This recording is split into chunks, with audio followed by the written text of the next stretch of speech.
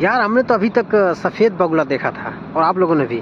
और ये देखिए, ये सऊदी के एक बीच पे आए हम लोग, कॉर्निश बीच पे। ये जूम करता हूँ, देखिए ये बिल्कुल ब्लैक सा है। देखिए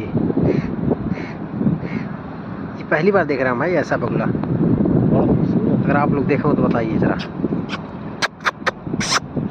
और ये भी बैठी है शिकार करने के लिए, हमारी बिल्ली उसी बगुले की शिकार में है। ओह, और ये रहा सामने आपको दिख रहा होगा जिसरे बहरीन, वो जो पुल दिख रहा है ना, ये 40-50 किलोमीटर जो भी लंबा है, वो सीधे जाता है बहरीन की तरफ। और हम लोग बिल्कुल आ चुके हैं बहरीन के बॉर्डर पे, पैदल चलते चलते सऊदी से बहरीन।